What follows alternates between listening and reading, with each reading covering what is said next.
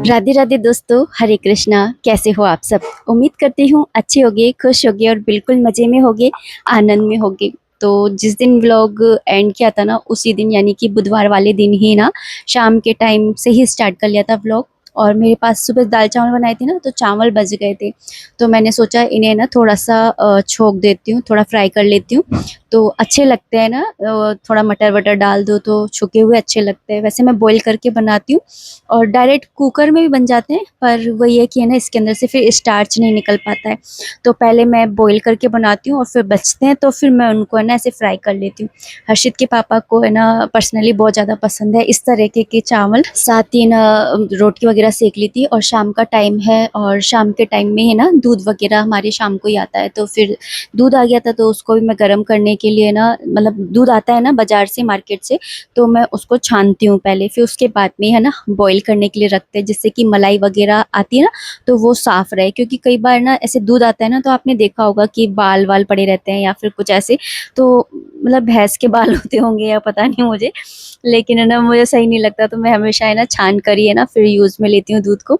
तो उसको अभी मैंने साइड में रख दिया है, क्योंकि अभी मैंने प्याज व्याज का छोका लगाया है ना। तो पहले मैं गैस को साफ़ कर लूँगी और है ना फिर उसके बाद में दूध को गर्म करने रखूँगी। और क्योंकि मेरी रोटियां भी है ना सिक गई हैं, तो फिर ना मुझे ना रात की सफाई करनी ही है। तो फिर ना दूध गर्म होता रहेगा तो गैस साफ़ हो जाएगी। तो यह है कि दूध गर्म होता रहेगा और धीरे धीरे है ना उस पर। तो यहाँ पर बस मैंने गैस को है ना अच्छे से साफ़ कर लिया, 2-3 बार कपड़े को धो करके और फिर मैं ना अच्छे से साफ़ करती हूँ। और रात को पूरी रसोई को अच्छे से साफ़ करके और फिर मैं सोती हूँ, ताकि है ना एक तो कोई कीड़े मकोड़े ना हो। सबसे बड़ी बात तो यही है, क्योंकि मुझे है ना ये कीड़े मकोड़े हो जाते हैं ना, इनसे मुझे बहुत ज़्यादा बेकार लगता है। और दूसरा ये कि इसे अच्छा भी मानते हैं, क्योंकि रात में ना जैसे कहते हैं कि रात में हमारे घर में ना पितृदेव आते हैं। और ये पितृदेव कौन होते हैं? हमारे बड़े ही होते हैं। और जब हमारे बड़े है ना देखेंगे कि हमने उनका घर कैसे रख रखा है, तो और अगर बुरी तरह से रखा होगा तो फिर उनको अच्छा नहीं लगता है। तो इसलिए ना कोशिश करनी चाहिए कि साफ करके और फिर ही सोएं। घर का ऐसा नहीं, रसोई पूरे घर में ही है ना कुछ भी फैलावड़ा सा फैला है ना, तो उसको समेट करके, झाड़ू लगाने की नहीं कह रही हूँ, समेट करके और फिर ही सोना चाहिए। तो देखिए मैंने 4:01 का अलार्म लगाया था और इससे पहले ही मेरी नींद खुल गई थी। मैंने आपको 4 बजे का टाइम दिखाया था ना, तो मैं ना जो अलार्म लगाती हूँ ना उससे पहले ही मेरी नींद खुल जाती है। और मेरी नींद है ना ऐसे क्यों खुल जाती है, क्योंकि मैं बोल करके सोती हूँ अपने ठाकुर जी को कि भगवान जी टाइम से जगा दीजिएगा, 4 बजे जगा दीजिएगा, 4:15 बजे जगा दीजिएगा। तो उस हिसाब से ना अपने आप ही नींद खुल जाती है ऑटोमेटिकली, है ना। तो यहाँ पर बस उठी थी, उठ करके कर दर्शन करे, फिर उसके बाद में धरती माँ को प्रणाम किया, 5 भक्तों को स्मरण किया और है ना धन्यवाद दिया इस प्रकृति को, इस सृष्टि को, अपने प्रभु को। उसके बाद में बाहर आ गई थी, बाहर आकर के बस हाथ मुंह धोने गई हूँ। और आज है ना पूरी रात है ना बारिश पड़ी है, और बिल्कुल भी है ना कूलर वगैरह की जरूरत नहीं पड़ी है। वो कहते हैं ना, वो ज्योतिष आपने पढ़ा हो तो, ज्योतिष की वीडियो देखते हो क्या आप लोग? बताइएगा। मैंने ज्योतिष का वीडियो देखा था, तो उसमें था कि जो शनिदेव है ना वो वक्री हो रहे हैं। तो इस समय पता है क्या होगा कि पानी की वजह से है ना बहुत ज़्यादा है ना वो होने वाली है, मतलब क्या बोलते हैं, घटनाएं। जैसे कावड़ लेने जाएंगे जो लोग, उनके ऊपर भी तकलीफ रहेगी। और जहाँ पे सर्दी है वहाँ पे गर्मी रहेगी, और जहाँ गर्मी है वहाँ पे सर्दी रहेगी। तो मेरे पास में एक कमेंट भी आया था कि उनके है ना वहाँ पे ना बहुत ज़्यादा सर्दी पड़ रही है बहुत दिन से ना, पता नहीं 8-10 दिन से ना बारिश ही पड़ रही है, धूप भी नहीं निकल रही है। तो उनकी तबीयत भी बहुत ज़्यादा ख़राब है, और पूजा पाठ भी वो नहीं कर पा रही है, और घर में कोई करने वाला भी नहीं है। तो ऐसे में क्या करें? तो देखिए जैसे सर्दियों में नहीं होता है कि ना बहुत ज़्यादा ठंड रहती है, तो अगर आपके वहाँ पे ऐसा मौसम हो गया है तो ठंड के हिसाब से ही रहिए, गर्म पानी से नहाइए, है ना। क्योंकि हेल्थ इज़ वेल्थ, और अगर आपका शरीर सही रहेगा तभी आप है ना पूजा सेवा कर पाएंगे। और अपने प्रभु से भी कहा कीजिए कि प्रभु जी मुझे है ना इतना हेल्दी रखिए जीवन भर, कि मैं आपकी सेवा तो कर सकूं, है ना। मैं भी भगवान को यही बोलती हूँ कि भगवान जी आप है ना, जैसे मुझे कुछ हो जाता है ना, जैसे मेरी आँख में अभी एलर्जी हो गई थी, तो मैं यही भगवान को बोल रही थी, भगवान जी आप इतना स्वस्थ तो मुझे रखिएगा कि मैं आपकी सेवा कर सकूँ, बस इतना मुझे स्वस्थ रहना है, इससे ज़्यादा। और आपकी कथाएं आदि पढ़ पाऊँ, ऐसा नहीं कि मेरी आँखें ऐसे, मतलब मुझे बहुत ज़्यादा डर लग गया था कि है ना ये आँख में क्या ही हो गया है। तो मैं बहुत ज़्यादा डर जाती हूँ, मेरे कुछ भी होता है ना तो डर जाती हूँ। तो फिर मैं उनको यही बोल रही थी, भगवान जी मैं आपकी कथाएं, आपकी बुक्स वगैरह मुझे पढ़ना इतना अच्छा लगता है। तो मैं वो पढ़ पाऊँ, बस आप इतनी कृपा मुझ पे रखिएगा। तो आप बस भगवान से प्रार्थना किया कीजिए। और साथ ही पूजा का तो ये है कि जब है ना तबीयत ठीक नहीं होती है और घर में कोई पूजा करने वाला भी नहीं हो तो टेंशन तो होती ही है। पर आप है ना बिल्कुल भी चिंता मत करिए, भगवान है ना भावना देखते हैं, परफेक्ट विधि नहीं देखते हैं। आप ना बस आंखें बंद करके भगवान को याद कीजिए और मन में बोलिए, हे विष्णु भगवान, हे शिव जी भगवान, तबीयत ठीक नहीं है, मैं मन से आपकी पूजा कर रही हूँ, इसे स्वीकार कीजिएगा। इतना बोलना भी पूजा के बराबर ही है। और नाम जाप आप जरूर से करते रहिए कि आप उनको बिल्कुल भी भूली नहीं है। बस शरीर साथ नहीं दे रहा है, बाकी मैं पूरी तरह से आपकी सेवा में ही हूँ। और जैसे अगर आप है ना एकादशी का व्रत करती हैं तो स्ट्रिक्ट है ना व्रत मत कीजिएगा, है ना। सोने से पहले एक बार भगवान को याद जरूर कीजिएगा। व्रत में है ना आप जैसे कुछ ना कुछ खा करके, जैसे फलाहार वगैरह 1-2 टाइम करके, मतलब ऐसा नहीं है कि आपको जैसे एक टाइम ही फलाहार करती हैं तो जरूर नहीं कि एक ही टाइम करें, आप 2 बार भी कर सकती हैं, है ना। और सोने से पहले भगवान को आप जरूर से याद कीजिएगा, है ना, उनको थैंक यू जरूर बोलिएगा। और सबसे इम्पोर्टेंट बात मैं आपको बताऊं, बीमारी में नियम तोड़ना कोई पाप नहीं होता है। वो नियम आप है ना मानसिक तौर पर भी है ना कर सकती हैं। भगवान आपकी है ना सिचुएशन को समझते हैं और दिल से की गई एक छोटी सी पूजा भी है ना बहुत होती है, भगवान उसको है ना स्वीकार करते हैं, ठीक है ना। और आप है ना जल्दी जल्दी से ठीक हो जाइए, है ना, क्योंकि हमें पूजा पाठ नहीं छोड़नी है, भगवान को नहीं छोड़ना है। और मेरे वीडियोस भी तो देखने हैं आपको, जल्दी से उठ जाइए, है ना।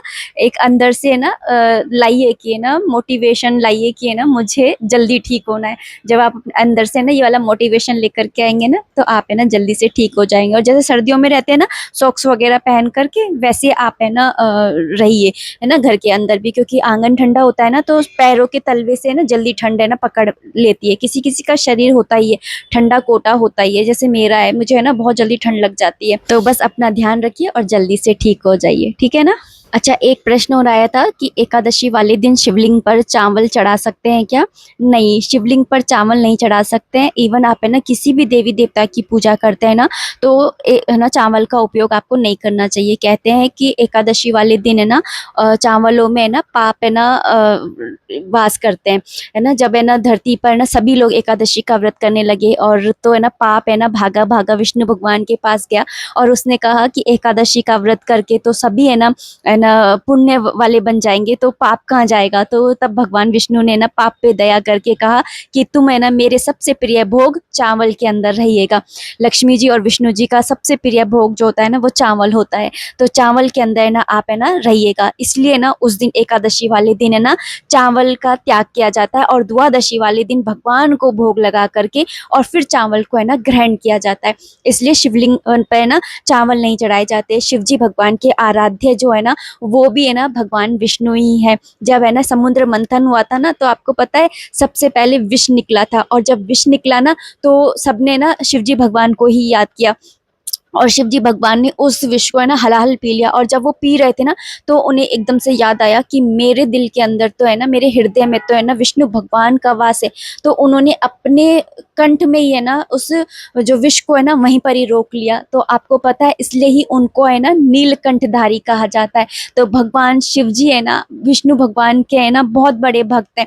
तो आप है ना चावल का है ना यूज है ना शिवलिंग पर बिल्कुल भी मत करिए। आप कुछ भी चढ़ाइए, गंगा जल चढ़ाइए, जल चढ़ाइए, धतूरा चढ़ाइए, फल चढ़ाइए, मेवे चढ़ाइए, कुछ भी चढ़ाइए, लेकिन है ना आप है ना चावल मत चढ़ाइए। आप हो सके तो जैसे चावल की जगह है ना ज्यादातर सफेद तिल होते हैं ना उनका उपयोग किया जाता है, तो आप वो चढ़ा सकते हैं, काले तिल भी चढ़ा सकते हैं।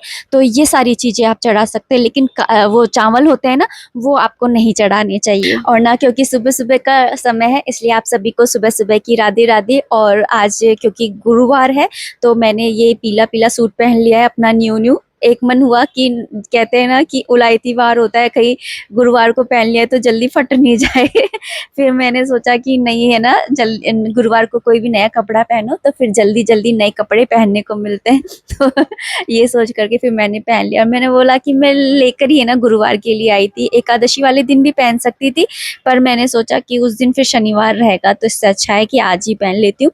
तो यहाँ पर बस है ना तैयार हो गई, फिर उसके बाद में हाथ वगैरह धोए हैं क्योंकि बाल वाल सूते हैं ना, इसलिए आकर के मंदिर की लाइट ऑन करी है और पट वगैरह जो है वो खोलूंगी। भगवान को है ना मतलब 3 बार ताली बजा करके और फिर उसके बाद में ना पट को मैं खोलती हूँ। मतलब जैसे हम घर में घुसते हैं तो घंटी बजाते हैं ना, सेम ऐसे ही। वैसे मैं पर्दा लगाती नहीं हूँ, लेकिन एक ये मंदिर का कुछ है ना नियम होते हैं जिनको हमें पालन करना चाहिए, तो फिर मैं वो नियम है ना पालन करती हूँ। और यहाँ पर बस मैंने ढोक लगा लिया है, क्षमा याचना कर लेती हूँ और फिर उसके बाद में अपने ठाकुर जी को, अपने कृष्ण को जगाती हूँ, उनसे ढेर सारा प्यार करती हूँ, उनको लाड करती हूँ, उनसे पूछती हूँ कि रात को कैसी नींद आई है ना। तो इस तरीके से उनका आशीर्वाद लेती हूँ, है ना। तो इस तरीके से मेरी जो सुबह की पूजा की दिनचर्या है वो शुरू होती है। यहाँ पे मैं उनको बोलती हूँ कि चलिए पानी पी लीजिए और मुझे भी काम करने दीजिए।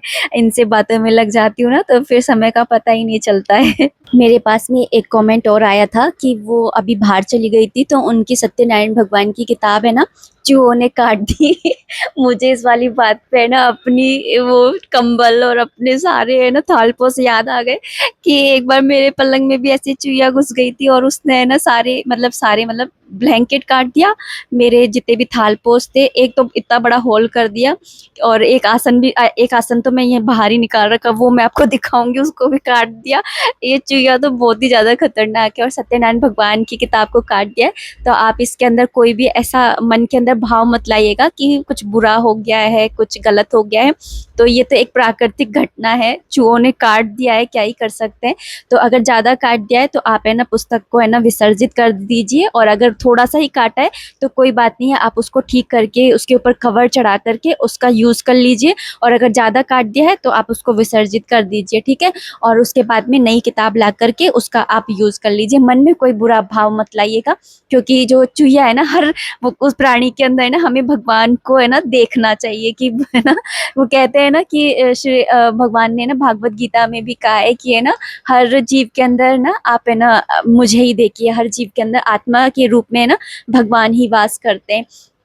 तो इस तरीके से सोच करके और आप अपने मन में ऐसा मत भाव लाइए कि कुछ है ना गलत हो गया है या पाप हो गया है। बस भगवान से क्षमा याचना मांग लीजिए और है ना दूसरी किताब ला करके उससे आप है ना सत्यनारायण भगवान का जो पाठ है वो आप कर सकते हैं। यहाँ पर सुबह की पूजा भी हो गई है और जिस दिन बृहस्पतिवार होता है उस दिन मैं चने की दाल और गुड़ का भोग मैं अपने ठाकुर जी को जरूर से लगाती हूँ।